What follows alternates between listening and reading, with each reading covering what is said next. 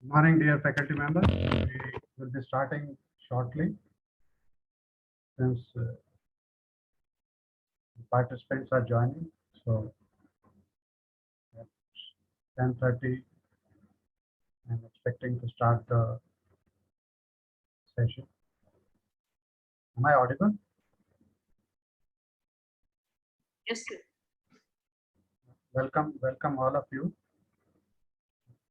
I really appreciate your presence, your punctuality. And yesterday I was just going through the attendance sheet, and to my surprise, what I noticed is there 80% of the staff and 80% of the faculty members who are joining this LPP are doctorates. So it's a very resourceful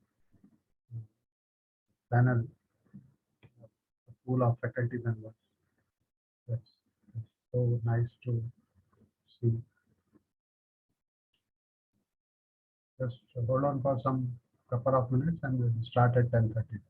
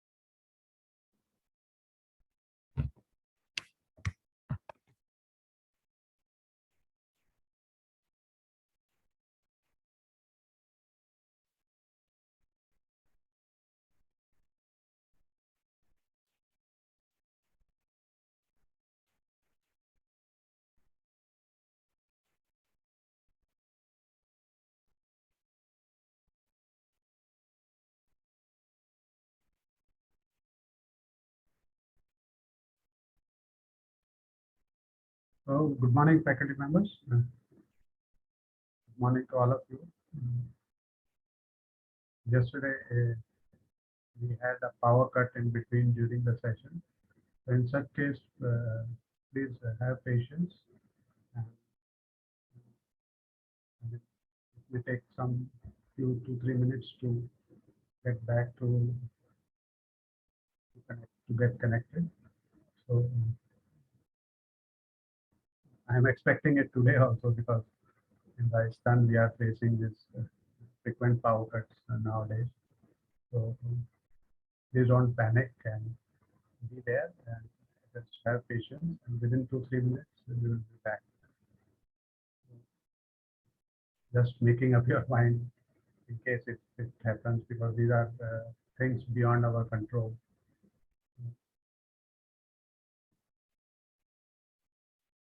So a short while ago, I was just speaking to all of you, and I was saying that 80% of the participants in this faculty development program, they are all doctorate holders. They have a doctorate degree. So that's really encouraging, and it's really it's really adding value to this degree program.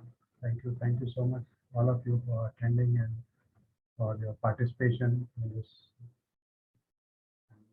In coming 2-3 days, you will be finding very good sessions and very knowledgeable speakers will be sharing. So today we have two sessions with us. In the first session we have Professor Dr. Rishipal, who is Professor in Pedagogy, Dean Faculty of Pedagogy and Capacity Building from Shri Vishwakarama STEM University, based in Haryana. We are just waiting for him to join. Once he is in, then we will start this session.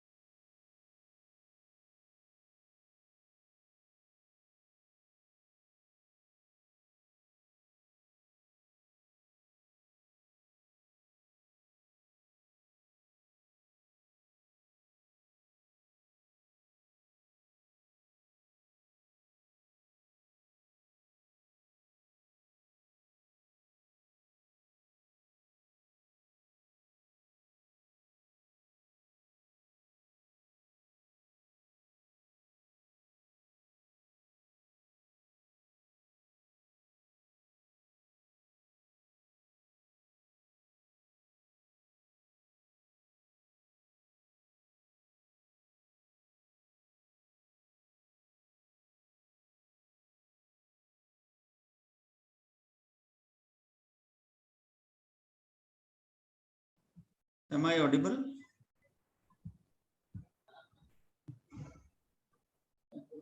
Yes, sir, you are audible. I am Professor Rishipal. Yes, sir. Yes, sir. Yes. Welcome, sir. Welcome. We were Thank actually you. late. Actually, because of this network, I could not transfer the link to my laptop and I could not join. And I'm sorry, I'm late by 6 minutes. Fine, So sir. Fine. we can start. Yes, sir. We are. I have made you the co-host, Right. and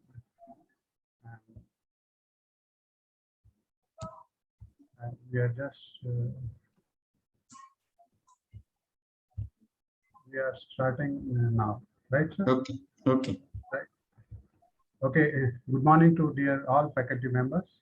I welcome you all on the third day of Faculty Development Program. The eminent speaker for this session is Professor Dr. Rishipal, Dean, Faculty of Pedagogy and Capacity Building from Shri Vishwakarama Skill University in Haryana. Sir, first of all, I am grateful to you for accepting our invitation, and I wholeheartedly welcome you for this session. Thank you and welcome, sir. Dear all faculty members, before I hand over the session to Professor Rishipal, let me introduce you all to Professor Dr. Rishipal. Dr. Rishipal is a PhD, MBA, MA in English and Psychology, LLB, LLM, PG Diploma in Training and Development and Guidance and Counseling. He has qualified NET examination both in psychology and management. He has more than 32 years experience in academics, administration, management, research, training and development. Presently, he is working as a professor pedagogy and Dean Pedagogy and Capacity Building in Shri Vishwakarama Skill University in Haryana. And I think this is the first skill university in India, if I am not wrong, sir. He has also worked as Controller of Examinations and Dean of Humanities and Applied Sciences in Shri Vishwakarama Skill University in Haryana. He has authored 9 books and written several chapters and articles in book magazines and newspapers for the discipline area of training and development, communication, management, and psychology. He has 40 research papers to his credit, and he has presented more than 120 research papers in international and national seminars and conferences. He is impaneled as a member and consultant by the state and national government for planning and development of academic institutions and other organizations. Presently, he is a panel member of PDDUI PPD, New Delhi, an autonomous body of Government of India under the governance of Ministry of Social Justice and Empowerment, Government of India. He has also worked as a member of Juvenile Justice Board for 5 years in Sirsa, Haryana, nominated by the Government of Haryana. So he has also been empaneled as a resource person in government organizations like UGC, CBSE, AICTE, NPTI, EdSPIL, and other universities for training and development. He has also conducted more than 100 training programs, workshops, and other HRD activities for the training, development, and grooming of engineers, managers, administrators, faculty members, and students. Sir, we are really fortunate to have you on this panel, and we are really looking forward for your session, and we feel ourselves fortunate to have such a resource person for today's session. Thank you, sir, for being here with us. Over to you, Professor Dr. Rishipal. Thank you. Thank you very much for the detailed introduction. And yes, of course, for inviting me and giving me opportunity to interact with the wonderful audience. And before I start, how much time is given to me? Sir, it's almost 1 hour 30 minutes. Okay, 1.5 hours. Yeah. Right. Right. And who are the participants? Sir, we have faculty members all across India. Okay. Right. So Right. every- And these faculty members, they are from various universities and other educational institutions. yeah, sir. Right. Wonderful. This is really a great opportunity for me to interact with the faculty members from all over India. And yes, of course, the faculty in India is a learned stuff. And India is in process of development. And India is one of the fastest growing and developing economy. And the session is for outcome-based learning or competence-based learning. The session is for that. And I am talking about economy. And if I try to create a correlationship between this, then yes, of course, if you want to develop your country, you need to ensure the outcome. And whenever we will ensure the outcome, only then results would be that what we want to make. And in that, education plays an important role. If we can ensure the outcome of academic system, then the training can be authenticated, validated, or what I mean to say, there is a challenge in the present era, specifically in context of India, that whatever kind of student stuff we are giving to the industry, that stuff is not useful for the industry, or that stuff is not useful for employment. And one of the basic reason behind that is a paradoxical kind of challenge. And that paradoxical kind of challenge is at one part, India has India has lot many qualified people. But when a study was conducted, only 3% or 4% of them are skilled. On the other hand, India has so many of the trained or skilled people, but they do not have qualifications. And as a result of that, when an organization or an industry or any business body, I will take just one. Sure, sir.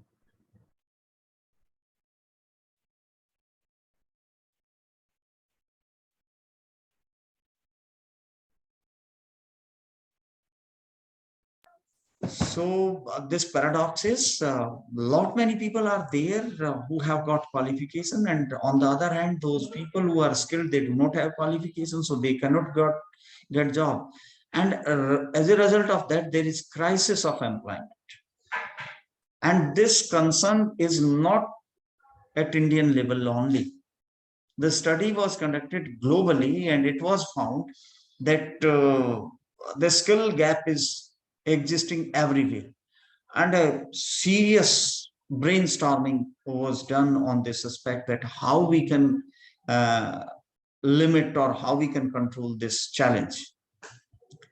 And the resultant of all this discussion or all this effort was that the education should be competency based, or it should have the outcome based learning. Outcome based learning means it should ensure that for what a training program or a skill program or an academic program, may be a regular one, a short duration, or any kind, it should impart that capability, that competency to the trainee or student for what this program was designed.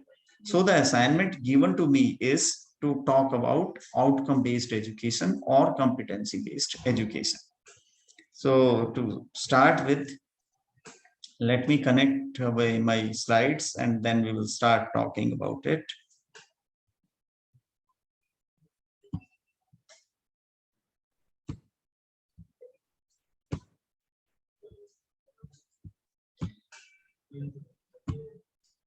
Is my screen visible to everyone? Yes, sir. It's visible.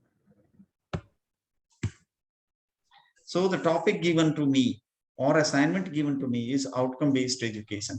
And this outcome-based education will certainly result into continuous quality improvement.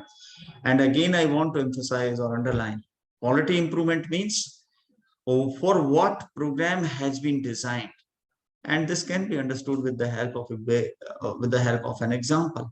Example is, if I am being a university developing a program for electric engineering, and then the developed or designed program is used to give training in the electric engineering.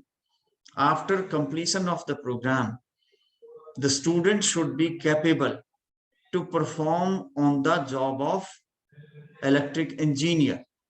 But most of the time we have seen, especially in the present era, that students which are passing out from different private or government institutions, they are having degrees in their hand, but not the capability.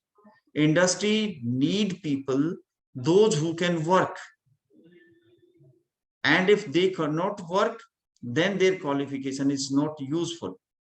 And because during the training program, the strategies adopted are not sufficient to impart the requisite knowledge, requisite skill, and type of attitude to the students. So why they are not acceptable to the industry. To address this challenge, there is need to make the present education system competency based.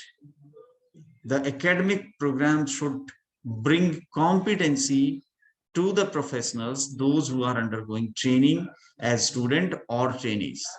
So in this particular session, we will talk about the various issues in higher education, especially with respect to the teaching and learning process. Then yes, of course, the central point of focus of this session is why outcome-based education.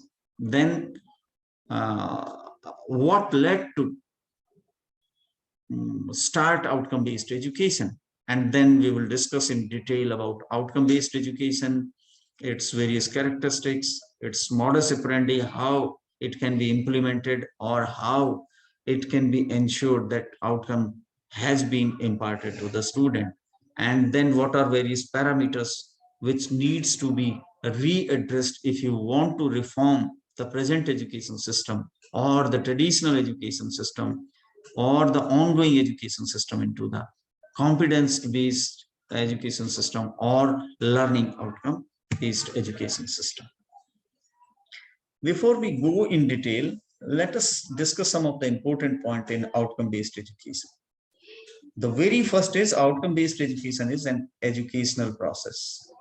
As I told you, the traditional or the ongoing education system has a lacuna, has a shortcoming, has a discrepancy in that it is not imparting that set of skill and capability to the students what is necessary for the performance of job. When a student, after completing the program in a specific discipline, is good,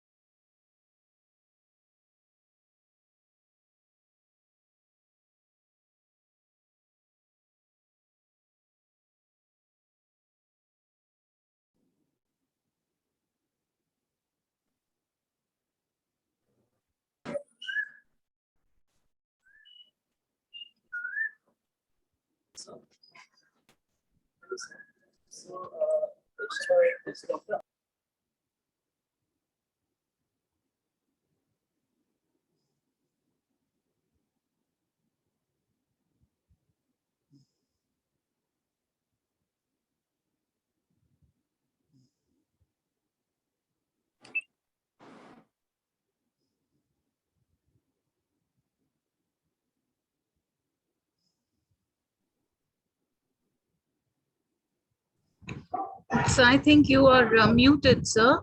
Can you please unmute yourself? okay. Am I audible now? Yes, sir, you are. Okay, so I was talking about outcome-based education, and in that I was talking that the students passing out after completion of a program, they are not capable to perform the job for which they have taken the training. So outcome-based is an educational process. We will try to reform, which will try to redesign or restructure the existing education system. Second point in that is this outcome-based education is directed and focused at achieving certain specific outcomes. When I will discuss about outcome-based education, then its main objective is it will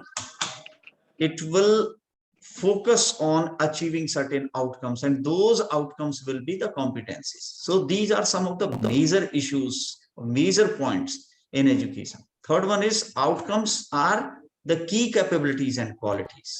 If you want to perform a job, then there is need of certain key capabilities and certain qualities, certain degrees of performance, which is necessary. So all these things are considered as outcome of education, right? Okay, then third is both structures and curricula are designed to achieve those capabilities or qualities. Basically, emphasis of outcome-based education is to modify the existing education system, which would be able to impart and provide those capabilities or qualities which are necessary for the performance of job. And next point in that is educational structure and curriculum are regarded as means they should be evaluated from continuous quality improvement. Majority of universities, many institutions are giving training to their students by using the curriculum which was developed and designed, say about 10 years before or 15 years before. But during this 10-year or 15-year, what level of technological advancement and change has happened in a particular discipline, that is remarkable. If our education system will not take that change and advancement into consideration, then it is going to be a problem. Wow. Right?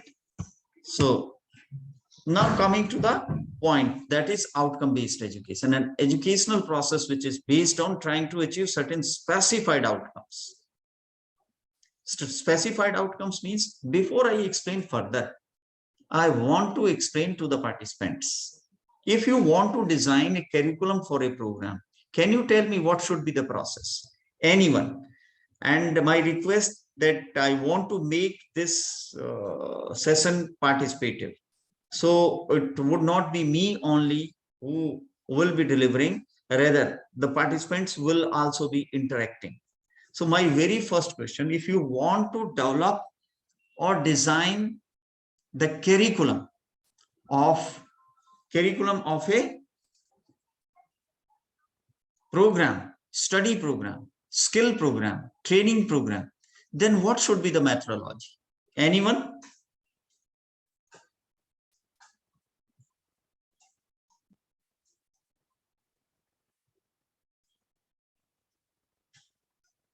My request to the participants. So can I add here? Yes, why not? Why not? I think we should first have a clarity about what should be the outcome of this program. What are the outcomes? What should be the necessary attributes of the how we will decide what is necessary? How that should be decided? Actually, we can understand this process visualizing what is present process of development of curriculum of a program, and then I will tell you how a competency based or learning outcome based training program, curriculum for training program can be developed. So anyone can help me in understanding how the present curriculum for a program is developed. Anyone? How in present system we used to develop the curriculum for a study program?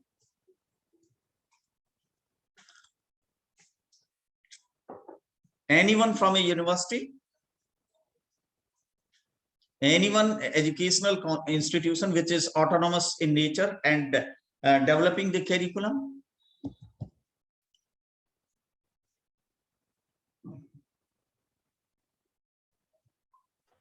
The Board of Study. Yes, Board of Study. Committee. What process Board of Study used to follow? How they prepare, how they design, how they develop the curriculum for program, how they do that? So there are model curriculums available given by professional bodies, which is considered to be a base. Very By good. taking that as the base, they discuss as to what more could be added, and then they decide on how to come up with the curriculum. Wonderful, wonderful, wonderful.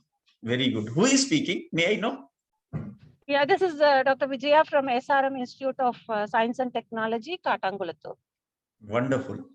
You have very well explained the existing process of curriculum development for any academic, skill, technical, medical program. We are following that. What we used to do, we will call the Board of Studies, or even prior to the Board of Studies, what we will do, we will invite a team of experts, and then team of experts will take help from various agencies, and which will provide the model curriculum. And by taking all these model curriculum into consideration, lastly, we will develop the program structure for our institution or our skill program or training program. This is present way. And in this present system, the problem or the challenge is, once you have developed the curriculum, now students are taking training that here there is no matching of this program as per need of the industry, as per need of the organization. It is not matched with that. If your program is not matched with the industry, then who will ensure whether the curriculum developed is appropriate or not for the industry? That is one of the biggest challenge. And as a result of this challenge, the present situation is that whatever programs are being run by the universities and academic institutions, these programs are not of use of industry. So what to do? What should be done? What should be done so that program can be made outcome based? This is the challenge. So I explained, and the second point, thus having decided what are the key things students should understand, what are the key things students should understand, be able to do, that is the concern. And what will decide that? That will be decided by the appropriate structuring of the curriculum. Can anyone help me in understanding what is curriculum? Anyone? What is curriculum?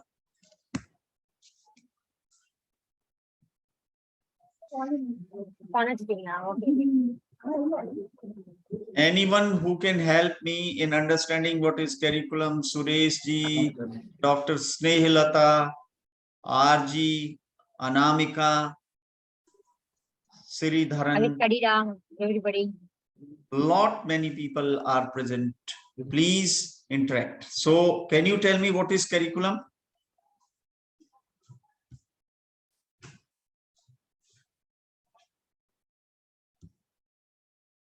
Good morning, sir. Good morning. Sir, curriculum is the course, is the complete course of content in a formal system, which is supposed to be discussed in the classrooms. Then what is related to a particular subject? Curriculum is related to a particular subject. Then what is difference between syllabus and curriculum? Oh, sorry, sir. Sorry. What is difference? My request to all you are learned, let us participate. I am Yes. not expert. Everyone is expert. If we will participate, we will reach to something useful. Let us not hesitate. All we are teachers. So can I answer that question? Why not? I am inviting you. Professor MP Rajesh from SRM. Wonderful, wonderful.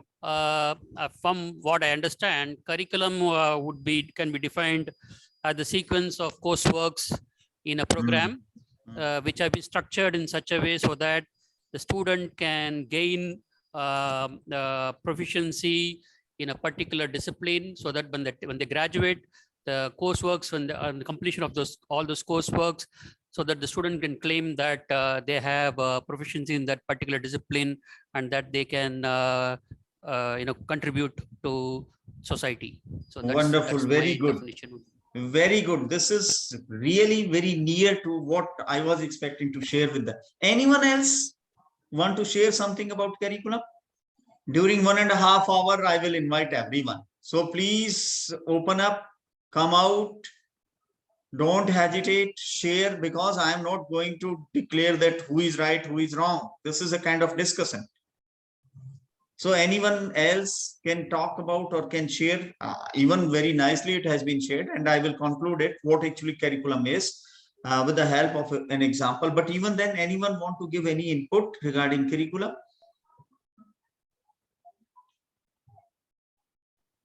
Okay, So no this, problem. Yes, please. This curriculum has certain objectives and the target goals to be completed during the course of study. That is again a very important part of curriculum. Those objectives need to be met up to 100%, maybe not 100%, at least above 80%. That is the expectation. If I mix up the inputs given by the first speaker and then the inputs given by madam, then they have really very nicely clarified what is curriculum. But even then, I want to explain it in detail. And that can be understood with the help of an example. An example is, if we want to make a student a doctor, then what is process of making a student doctor? How a doctor becomes a doctor? What is process for that? After getting a certain percentage in 12th examination, there is opportunity before a medical student to appear in the competitive exam. And in the competitive exam, it would be tested. What will be tested?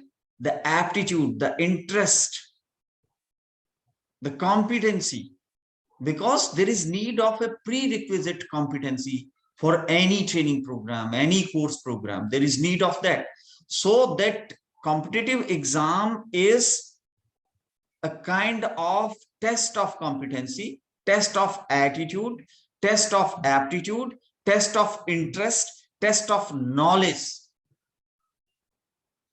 And if student is coming in the merit, then that student will be allotted an institution, a medical institute.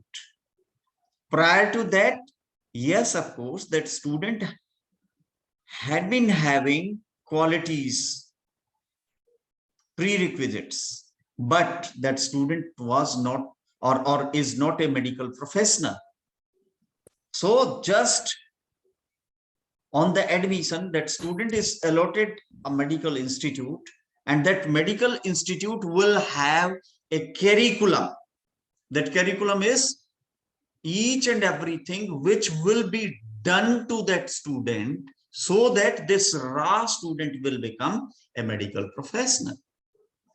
And during that training program, for long 5 years of training plus 1 year of internship on the job training, during long 6 years, this student will walk like a doctor, talk like a doctor, learn like a doctor, interact like a doctor, do everything like a doctor.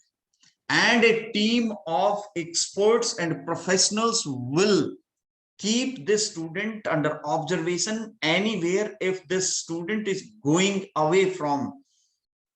So whatever is necessary to do with the raw student to convert him or her into a professional is basically curriculum. And in the curriculum, it is not only knowledge. So I have included both what the first speaker or the first participant shared with us and what the second participant shared with us. What is objective? Objective is to convert a raw student into a medical professional. And for doing that, whatever is necessary, that is being done. And that necessary is how much of conceptual knowledge should be given to the student. Number two, what kind of skills are necessary? If we take example of any profession, and profession means if one office boy is working in your office, even that office boys need certain level of general awareness, general knowledge, common sense, and some of the knowledge. And yes, this office boy also need certain level of skills. And yes, to practice or to work on the job of office boy, this gentleman needs certain level of certain kind of attitude, behavior. And curriculum is a process which would be done to the student for imparting the knowledge, for imparting the skill, and for modification of the behavior. What kind of behavior a doctor should have, or what kind of behavior a police wala should have, or what kind of behavior an engineer should have.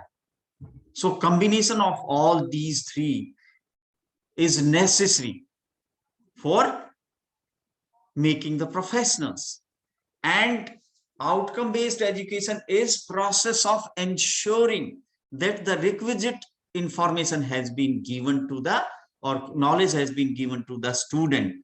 Requisite skills, the basic problem is in imparting of skill and behavior modification. It is very easy for teaching learning process to impart the knowledge.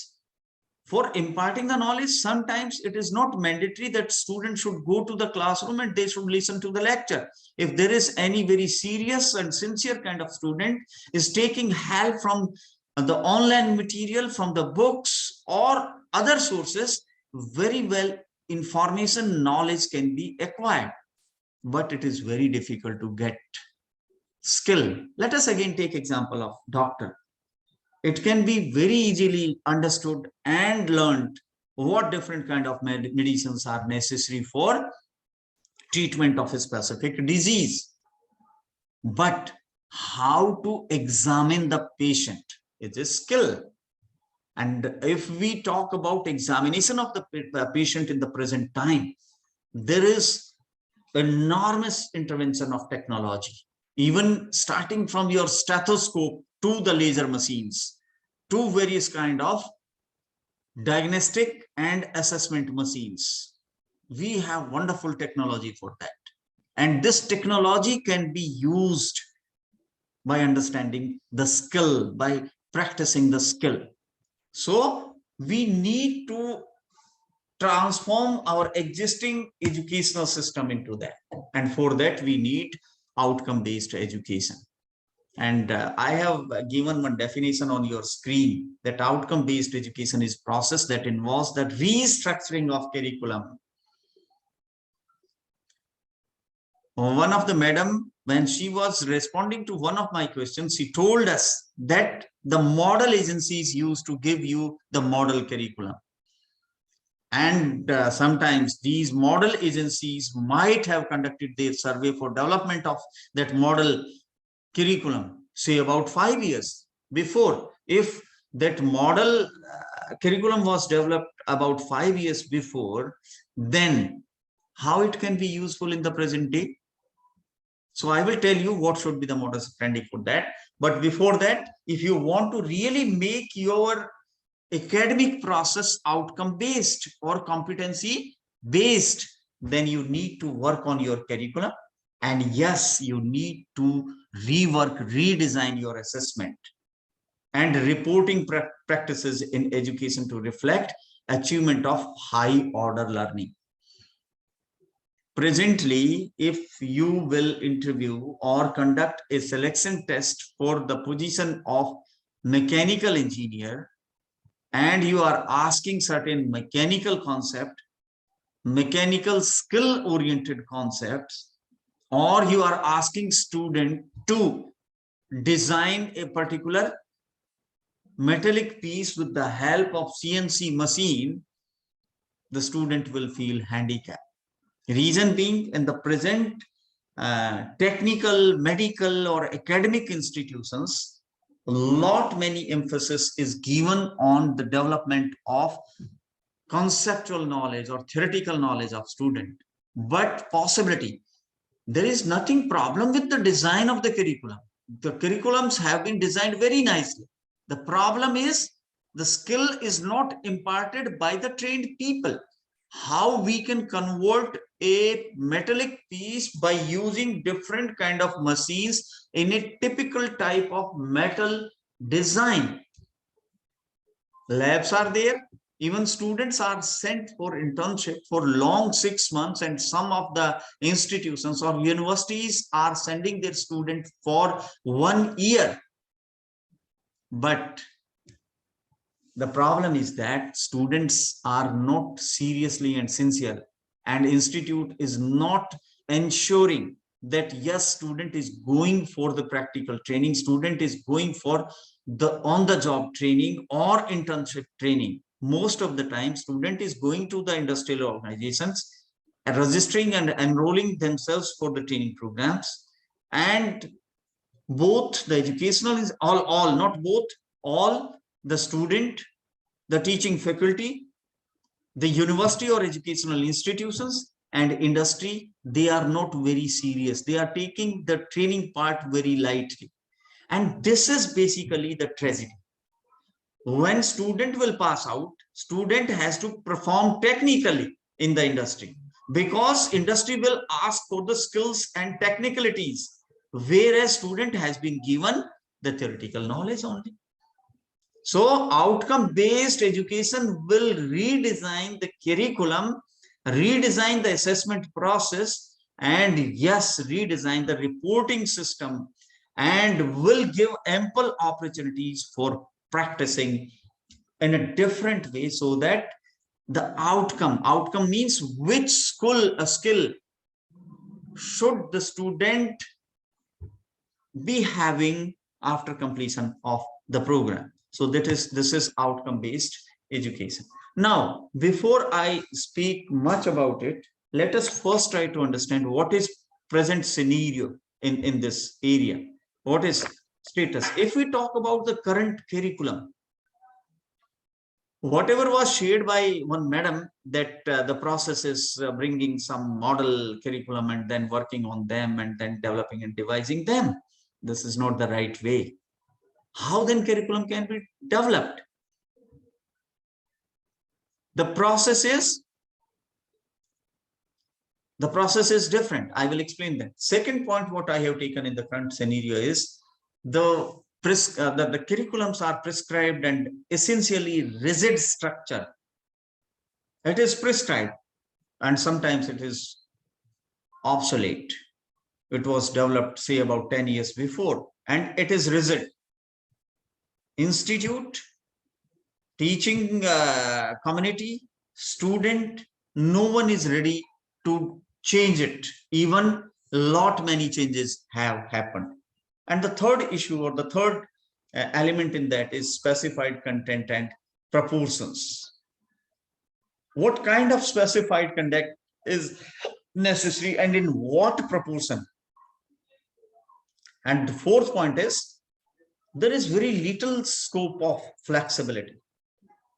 And the next point is, the curriculum was not designed to prepare students and graduates towards achieving the objective of the program. From the very beginning, we have been having objectives of the program, but we never used to mention what will be the learning outcome. If a student has undergone a specific training, as a result of that, on the completion, what would be the competencies of student? Most of the skill assessment is done with the help of theoretical pattern only. Questions are given, 5 to 7 questions are given, and student used to answer those questions. How a skill can be assessed? How a skill can be assessed with the help of asking the question. Skill can be assessed only when the student will perform on that. If you want to train a medical doctor in assessment of pulse, in assessment of ECG, then the doctor should be appropriately skilled. If you want to test whether the student of mechanical engineering has learned the process of turning metal, that is not possible with the help of paper and pen test. This can be assessed by taking the student to the machine, giving him a metallic piece, and then assessing. And the next point in that is students were not informed of the objective. This is really very strange. What used to faculty members do, they will start going to the classroom and they will directly start teaching topic wise. Why they are teaching? What will be the result or consequence of teaching that? After teaching that particular syllabus or curriculum, what student should be able to do, that is not discussed with the student.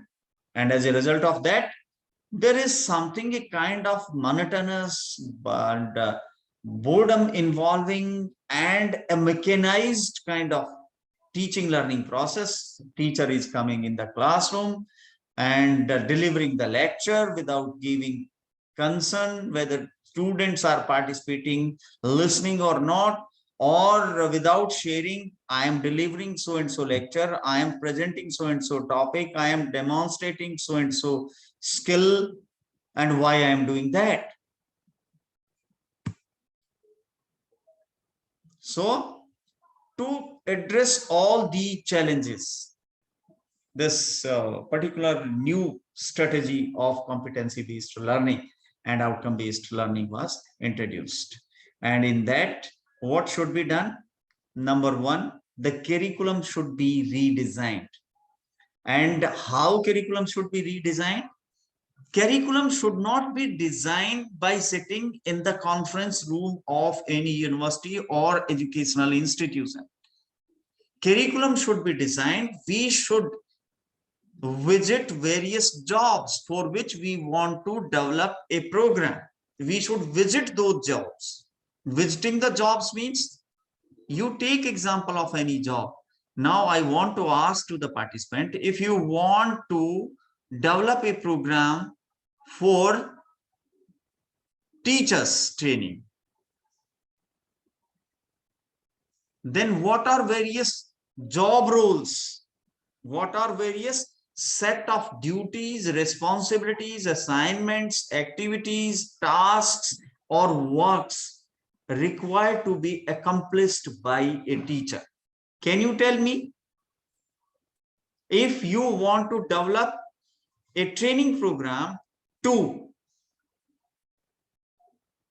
provide appropriate training to the students, then the very first thing is we should check what are different job roles. Job roles means what I told you, what this gentleman has to do as a duty, as an activity, because every job involves certain kind of duties, responsibilities, activities, assignments, projects, tasks, and works.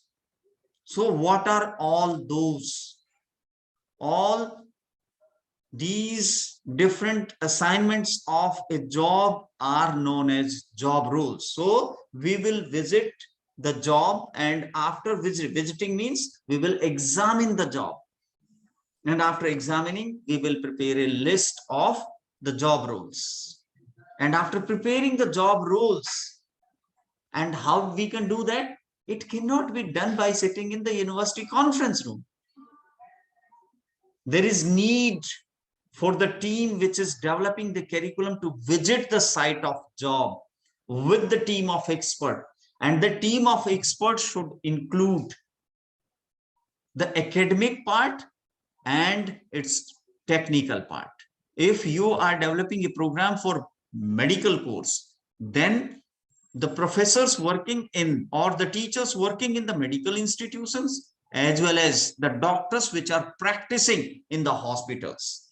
Or if you want to develop a program for, if you want to develop a program for engineering in computer sciences, if you want to develop a program for that, in that case, you should visit those places where this program or where this job is being executed. And from there, you will note down the different job roles. Reason being, sometimes we are teaching core mathematics to the student, and that core mathematics is not required anywhere.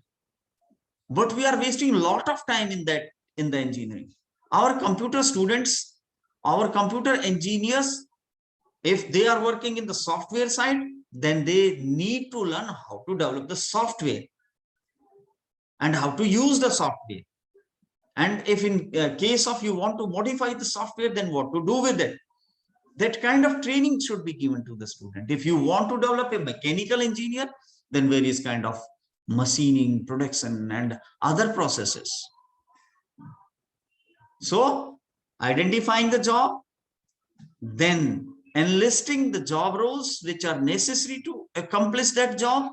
Now, if you want to accomplish those job roles, then what competencies are necessary? Enlisting those competencies, preparing a list of competencies parallelly. Suppose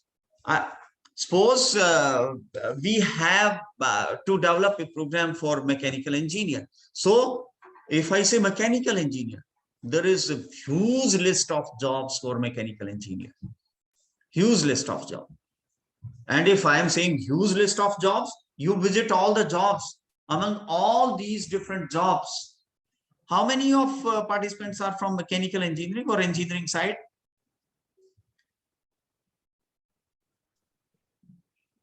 There are a lot of participants, sir. Lot of participants. It means Right. I'm going in the right direction now, because if I might have been interacting with the journal academic or others, then so if we visit various jobs which can be attained by doing the mechanical engineering program, starting from your power plant engineering to production engineering to your machining processes engineering to your automobile engineering, all these different jobs can be attained by completing your mechanical engineering. And if we enlist all the job roles and we enlist parallelly the competencies, if a mechanical engineer, after completing a training in boiler management, both the courses after completing, if that engineer is working in a power plant, then what different jobs or job roles this engineer has to perform. We will prepare a list of that and against each job role. And friends, whenever you are performing a job, that job will include your core activities, discipline oriented or profession oriented activities, plus each and every job will also include some level of administrative activities. And third one is each and every job will involve the human relational activities. There is hardly any job existing on this earth which can be accomplished by individuals only. Whenever you are working in a team. And if you are working in a team, you need to interact with people. And every job has a specific pattern of interaction with people. And because of that only, I told you that if we want to make a well-qualified, well-trained professional, we need to give the optimum quality of the conceptual knowledge, skill, and attitude also. So after preparing the list of various job roles, against it, we will prepare the list of various competencies. And then the fourth thing is now how these competencies can be imparted to the student. First is what job activities student has to perform after completion of the program. For performance of those job activities, what type of competencies are necessary. And for these competencies, what type of skills are necessary. We will enlist the skills. And next, how these skills can be imparted.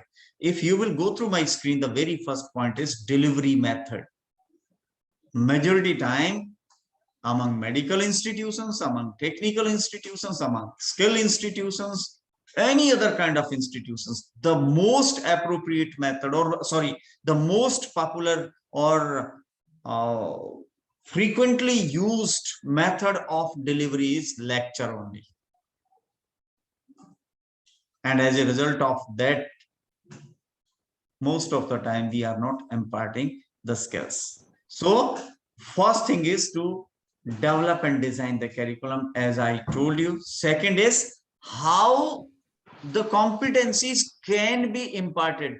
What should be done in the classroom, whether it should be delivered through lecture, through presentation, through demonstration, through self-study, through learning by doing, by giving some project, by giving some assignment, or any other pedagogical method. If a student has to learn how to operate a machine, it is not possible to teach it in the classroom. If an engineer has to control and observe during the job that whether his technicians are performing the job appropriately or not, for that there is need that training should be given to the engineer, how machine is operated and how a technician should work on that machine. And this cannot be done in the classroom. Yes, simulation may be a technique for that. Learning by doing may be a technique for that. On the job training may be a technique for that. So first we will develop and design the curriculum. Then we will decide what kind of delivery method should be used. And once you have developed the curriculum, then next is you need to develop the delivery methods. And if you have delivered, you have given training to the student by using the appropriate pedagogical method, the next is the assessment and evaluation. Examination system. The present examination system is really on a big question mark. The present examination system is not testing. I want to give an example, and this example is related to the NET and JRF.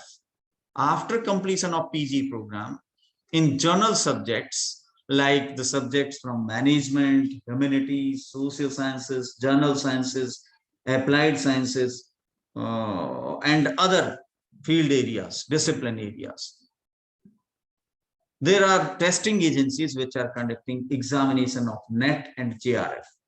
So NET and JRF means once someone has qualified the NET or JRF examination, that student should be capable effectively in teaching to the students. But the irony is those who are well trained, well qualified in JRF, you can take example of a student who has completed PG in English.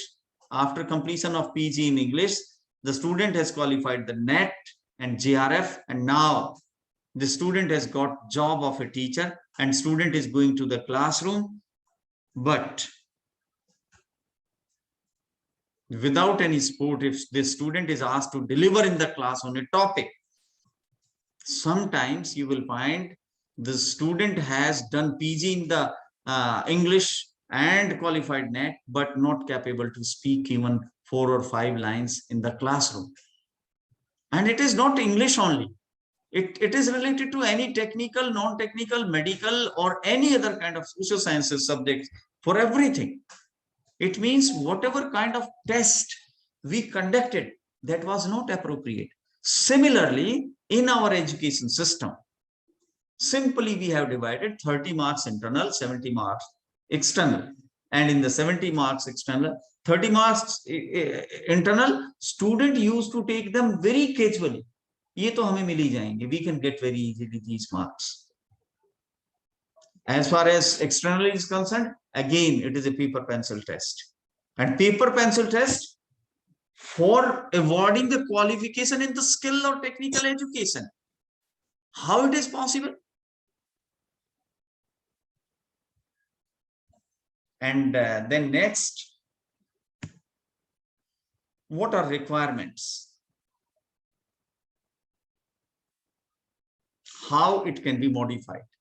The process, I explained what process usually we use for developing present curriculum system.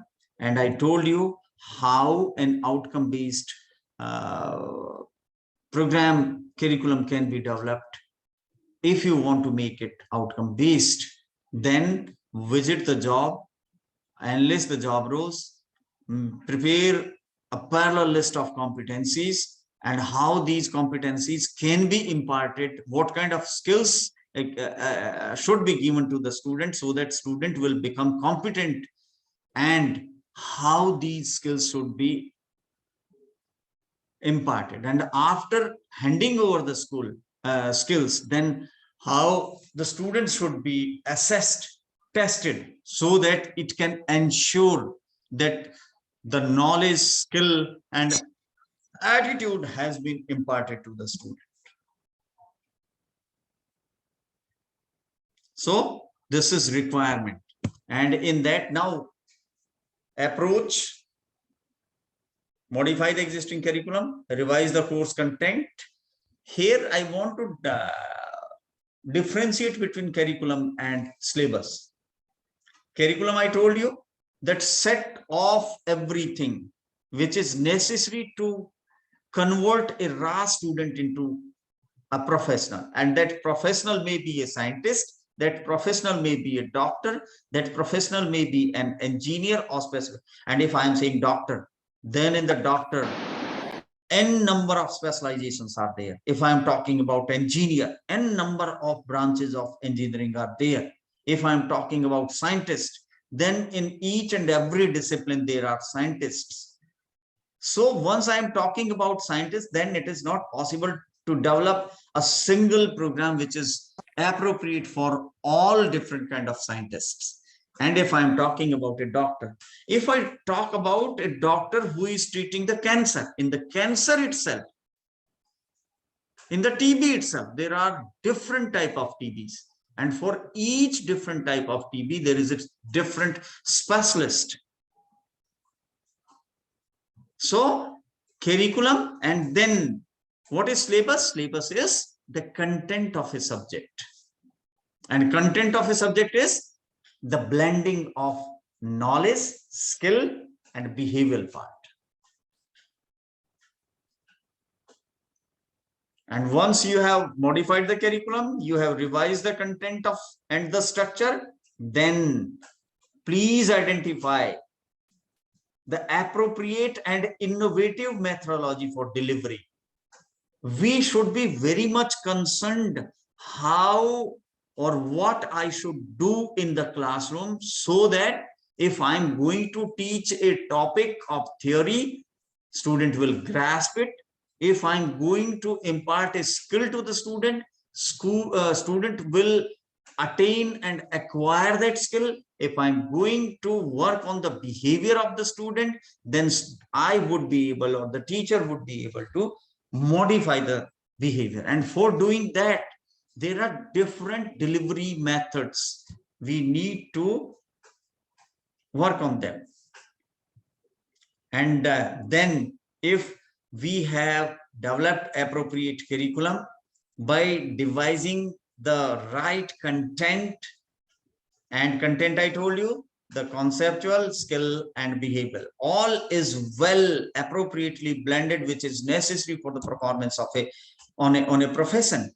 And after delivery, there should be appropriate innovative. Why innovative has been used in the delivery methods as well as assessment evaluation? Innovative means every discipline is passing through the advancement and changes. So there should be possibility of flexibility. If some new, you can, I think, understand with the help of one example. Once I was visiting one of the plant of Sony TV manufacturing. And at that time, the process of changing the production from tube TV to LCD was going on in that plant. Sony Television in that plant decided that in future they will not manufacture the tube type TVs. They will stop manufacturing of tube type TVs. They will go for the LCD type of TV. If they will go for LCD type of TV, they need to change the manufacturing technology, because for manufacturing tube type of TV, the technology is different in comparison to manufacturing of the LCD. And I was surprised to know that just after 2 years, another technology came into existence, that was LED. They started manufacturing LED. And when they switched to the LED, again there was change in the technology. And why I am emphasizing this much on this? Whenever there is change in the technology, parallelly there should be change in the curriculum. Parallelly there should be change in the content. Parallelly there should be change in the content delivery. Parallelly there should be change in assessment process. So we need to be innovative. Innovative means whenever there is change, that change should appropriately be addressed. And that will help us in changing the existing traditional or general approach of giving training to the outcome based. If you want to modify the existing into the outcome based or competency based training program, we need to understand some certain concepts. And among them, the very first concept is program objectives. I will take you back. You will go to the industry. You will identify the job. You will identify the job role and all these competencies and skills, etc. And then you will start developing the curriculum. And in the curriculum, the very first thing is to prepare the program scheme. And program scheme is combination of teaching, practical, training, and all that. And how that would be divided into how much hours of conceptual knowledge will be provided, how many hours of skill training will be given, how much hours of practical experience will be given to the student, and then how much credits will be given to those. By taking all these things into consideration, we will prepare the program scheme. That program scheme will include all different courses. Can anyone tell me what is difference between program and course? What is difference between program and course? I am waiting for your responses.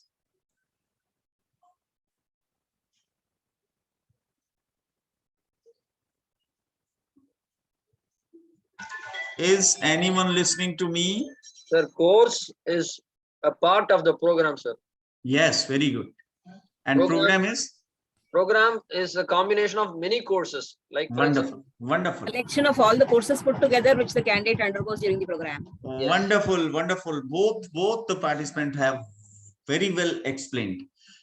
Program includes curriculum.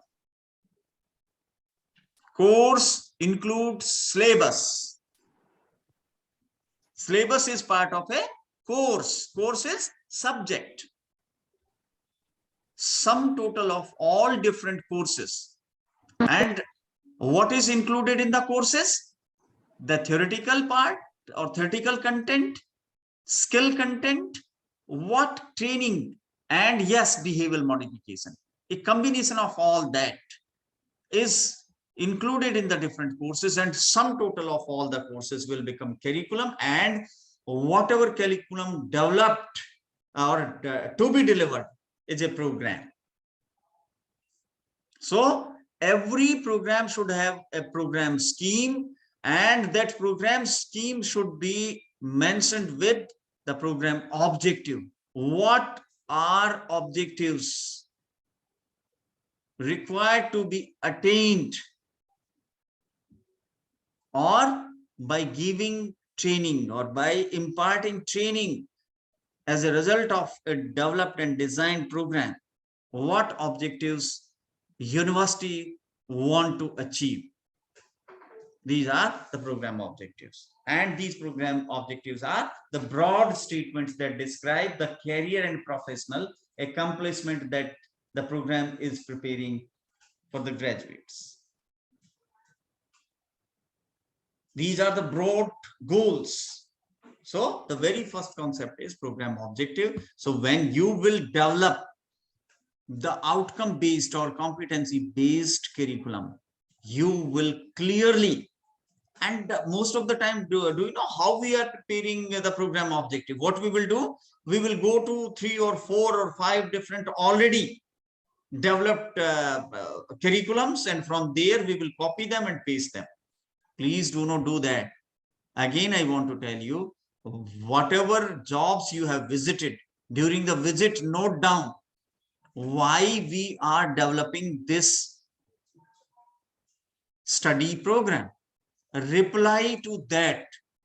What different activities are required to be accomplished as a result of delivery of this program? A list of all that will become your program objectives. So you will develop the program. Once you have developed the program objective, the very next concept is program or outcome.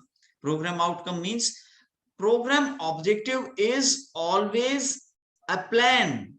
It will be developed prior to the, yes, of course, the program outcome will also be decided, but testing of program outcome will be after completion of the course. The assessment will decide, whether outcomes have been achieved or not. And the next concept is assessment.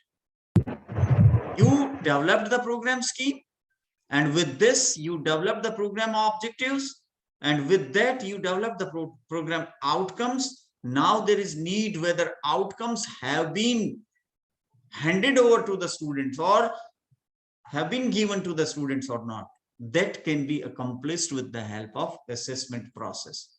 And the complete examination system is the evaluation and assessment system. Now, how we can do that? The very first thing is, what is vision? Every university, every educational institution, maybe a medical institute, an IIT, an IIM, a central university, state university, public university, self-financed university, any kind of university. Every university came into existence with a specific vision. So what is vision of that university? Taking that into consideration, then what different kind of faculties are there in that university? And what would be the objectives of those programs and courses? Taking all that into consideration, then we will develop the program objectives and program outcomes.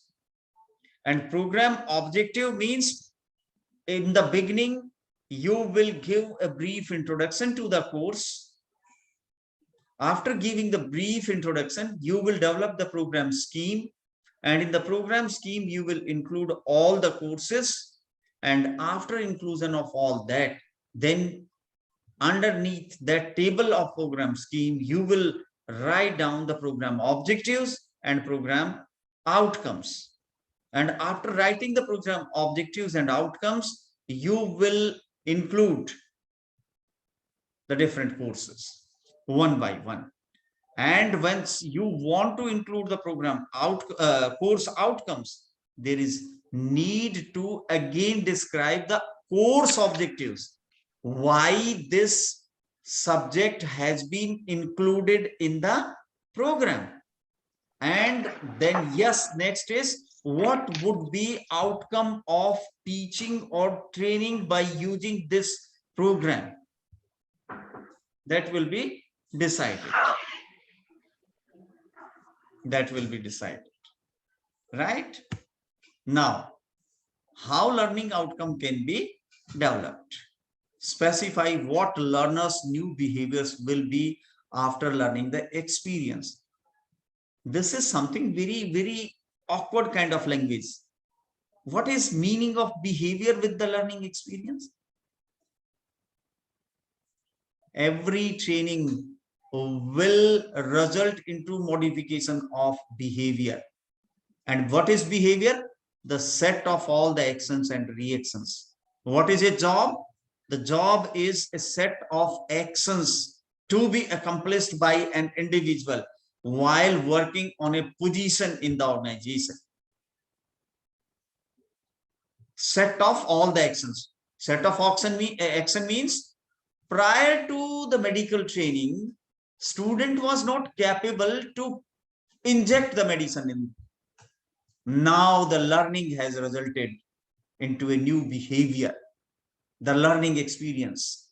The experts helped the student how, where we should inject with the help of needle in case of intramuscular and in case of intravenous, both, how it can be done. And they will ask student to do that in their presence, and then student will do that once, twice. At this time, the behavior of student is being modified. The behavior of student is being modified. And this is as a result of learning experience.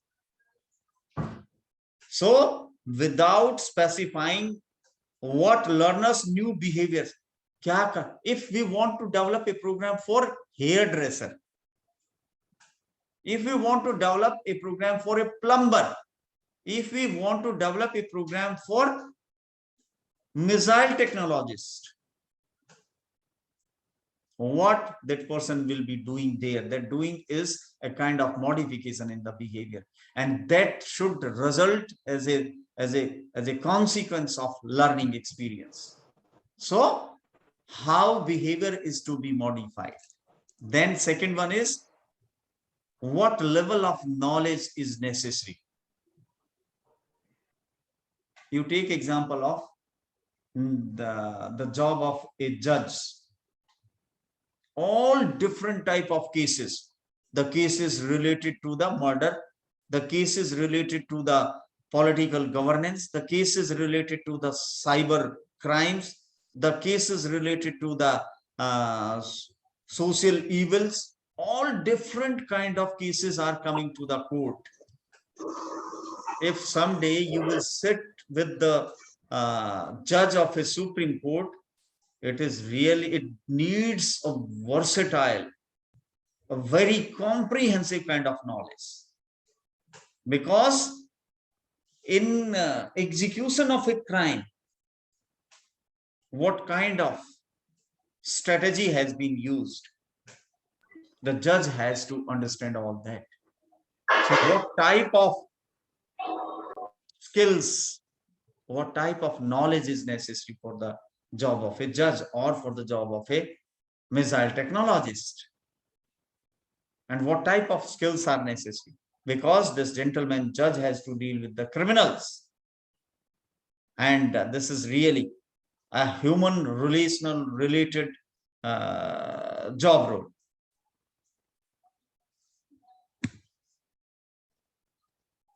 If you want to develop the learning outcomes, then what should be the basic characteristics? These learning outcomes should be understandable. If you have made a learning outcome with the support of your program objective, then that learning outcome should be understandable. specifically to 4 different agencies. Number 1, these learning outcomes should be easily understandable to the institution, to the faculty teachers, to the students, and yes, to the industry people also. And these learning outcomes must be measurable. If we can quantify anything, we can enhance its exactness. And if we want to be exact, if we want to ensure that if I will give training to a student in conduction of heart surgery, after giving my student, that student will become necessarily a heart surgeon. Achievable, participant oriented. Yes, your learning outcome should be oriented to the participant, and here participant means for what the students have taken admission. Each and every execution learning involves 3 basic parameters: cognitive, psychomotor, and affective. Cognitive is thinking. Without cognitive, it is not possible even to accomplish any skill. When a doctor is involved in conduction of a surgery, cognitively, doctor must know how cut should be made so that the doctor will not cut the blood artery, vein, nerves, or any other vital body part. Making cut is very easy, but the cognitive, the mental competency of doctor will support him to make an appropriate cut.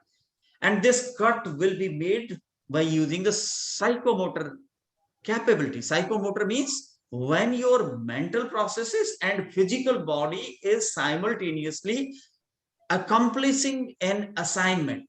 And the best example is driving. You are driving on a highway with the speed of 120 kilometers per hour. Your co-travelers in their vehicles are also attendance link are also moving with the same speed. Both of your hands are involved in managing the steering, in managing the gear, and in managing the various your clicks, buttons, levers provided in the vehicle for driving. And yes, of course, your lower extremities, your legs are also involved. You have got only 2 legs, but by the way, you have got 3 pedals: the accelerator, the clutch, and the braking system. So all your extremities are involved.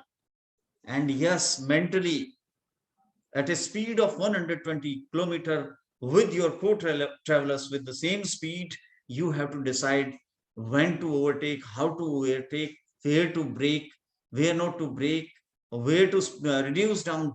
All these answers to whatever different where I am reaching, that is your cognitive process. And a combination of your cognitive, your psychological, and your physical activities.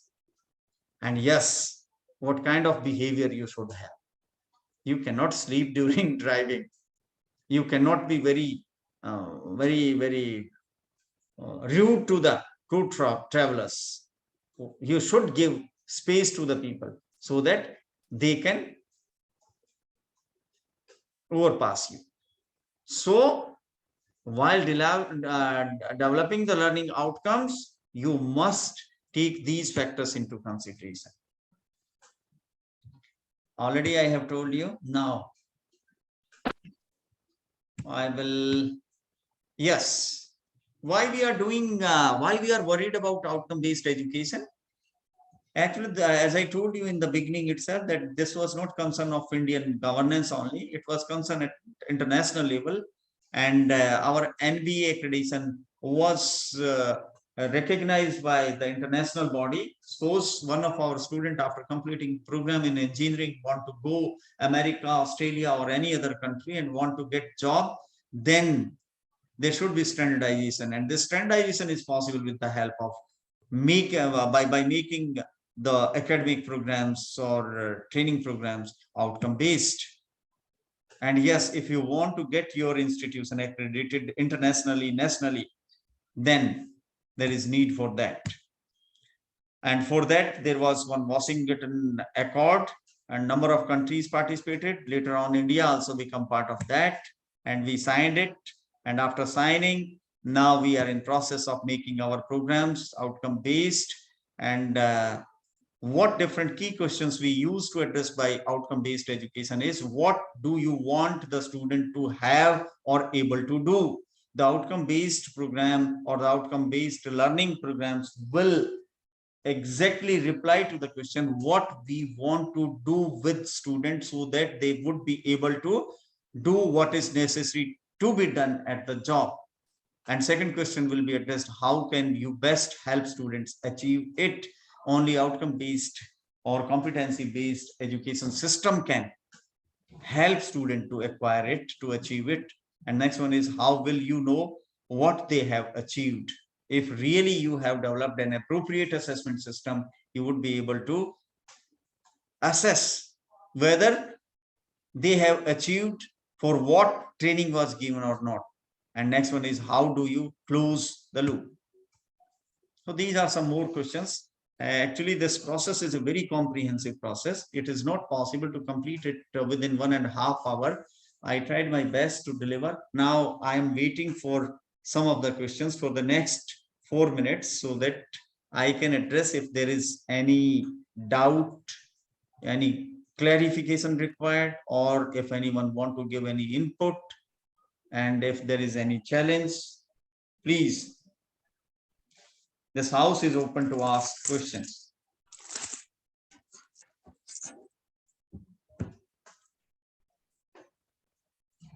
Yeah, faculty members, as sir has requested. Participants, faculty members, please, this session now this part of session is for asking the question. Please. Please go ahead with your questions. If you want, you can also write it in the chat box. I will read out for you. You can write, yes. And if you will not ask question, it means this session will not be complete. My request, please come up. So Professor Rajesh from SRM over here. Yes. I have a question. Thanks for introducing outcome-based education to us. But I know that whatever discussed is regarding college level, university level education. But is this reflected in the new education policy? Yes. Who is asking this question? Can you switch on your camera? I want to see. Please. I'm trying to switch on, but it's not allowing me to do that. Okay, no problem. Cannot start the video. I will really appreciate the kind of question you have asked. That is really very important. And for your information, I want to tell you that NEP is going to give ample opportunities to the academic institution for their autonomous status. And autonomous status means what I was talking, flexibility, means institution would be able to change the curriculum, and institution would be able to develop and devise their curriculums in association with the affiliating universities. And even presently, the affiliated institutions are invited when some program is developed, but NEP is giving more flexibility. Okay. I have one more question. How is this, see, whenever you want to make such paradigm changes in education sector, usually start bottom up, right from primary school, and then build it up all the way to tertiary education. But now it seems to be the other way around, and unfortunately, I don't concur with the way this has been implemented. So what are your comments about that, sir? Actually, I agree with you, and the reformation should be from the grassroots level to the top level. And it is not possible to impart skill or attitude or knowledge related to a particular discipline and higher education only. It's basic initiation should be started from the KG itself. We should start it gradually, and somewhere during the middle or secondary or senior secondary level, we should identify what is interest, what is aptitude of the student, and accordingly the curriculum should be developed and designed, and a very small quantity of discipline oriented knowledge and skill should be given to the student, so that gradually they can reach to that state where they can feel that, yes, I'm going in that direction, what is of my interest, of my choice. But yes, of course, the major part is to be accomplished at the higher education level.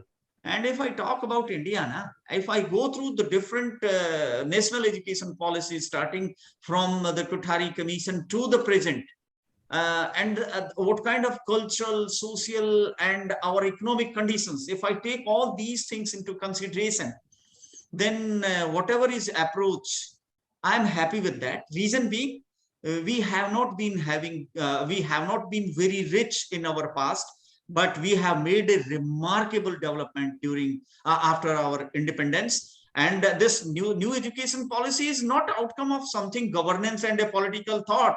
No. This is need of our development. Our development has reached to such a state where there was need for our governance, for our political system to think that what kind of education would be appropriate. If I compare Bhutan, Sri Lanka, India, America, European countries, there is difference. Bhutan and Sri Lanka doesn't have that kind of resources of education what India is having. And yes, I can accept what kind of educational infrastructure or resources are available with India. America is having much better than that. And this shows that there is a direct relationship between development and our academic system, our educational system. And that is why I am asking that starting from the Kothari Commission report to the present, gradually we have moved in the direction of development. So I agree with you, and yes, what I am expecting, this education policy is just a document. We have to actualize it. We teachers have a very great role in its actualization. Otherwise, it is just a paper. It is document of 62 pages. I am giving you a single example. We are going to change from 10 plus 2 plus 3 system to 5 plus 3 plus 3 plus 4. We are going to change that. You think what change we are going to make? Otherwise, these are just only 2 lines. These are just 2 lines. True. But to actualize that, and I have given a very small petty example, but I am confident that we would be able to do that. And whenever we are bringing any new change, being human beings, we have a bit reluctance to that, but gradually we will communicate to the people, we will interact with the people, and people will understand it, and they will understand that yes, it is need of our day. So that is my response to that. Okay, so thank you, sir. Thank you. Thank you I got very your much. point. Thank you. Thank you, Rajesh. Thank you. Any other question? And I am expecting, I will appreciate the way Dr. Rajesh, I think he is from chemical some specialization. It is really wonderful interacting with such knowledgeable people. So any other question, any other input, any doubt? Sir, good morning, sir. Good morning. I will again request to switch on your camera so that I can see. And now, because we are interacting one by one, one to one, so it is, yes, wonderful. Sir, actually, this is my doubt. Actually, it is raising Yes. present scenarios curriculum framework. Yes. So we are asked to go with the framework, curriculum designing based on the requirement of an industry. Yes. Or any other requirements. Yes. So are we not limiting the content that a learner should learn? So he is actually limited to know what is actually going in an industry. So in depth, he is not getting any knowledge.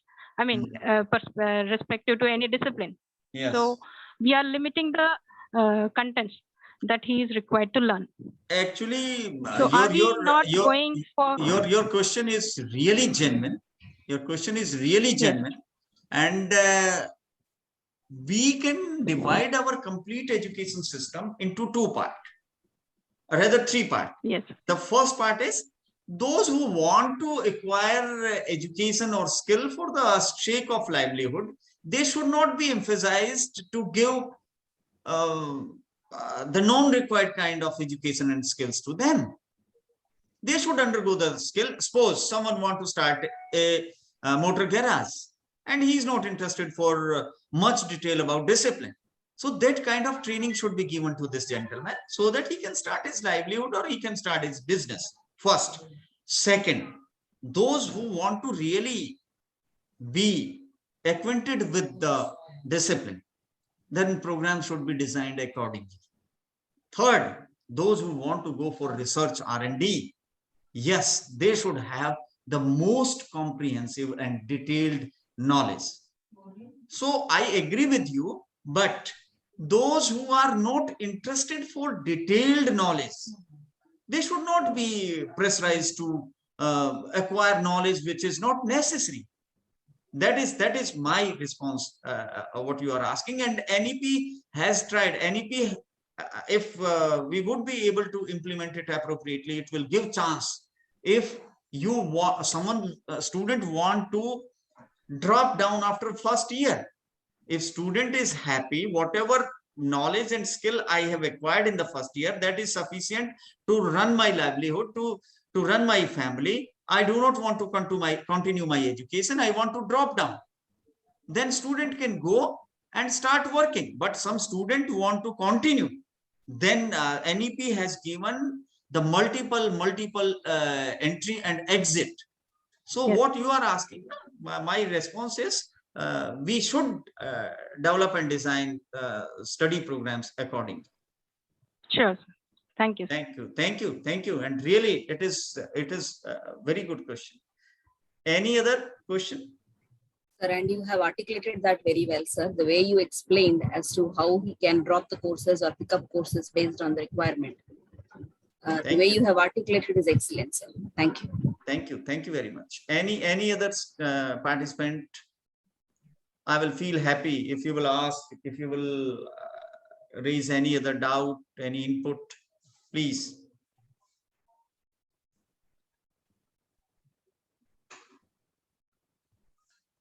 And let me go through the, even in the, there is no question. I think now I will request to the organizers. There is no question.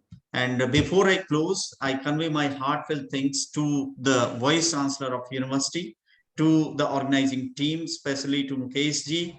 Actually, he invited me, I think, about 2 or 3 months before. Right, sir. Right.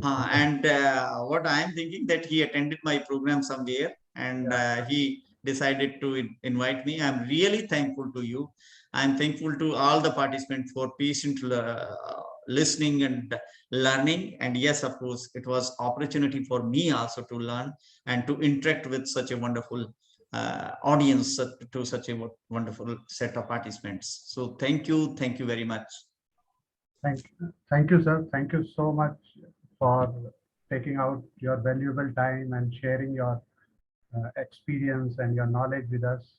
It was like, you know, again, we are sitting in a IQAC meeting and going through all these program objectives, learning objectives. I think after going through your session, now we have a better clarity and better conceptual clarity of these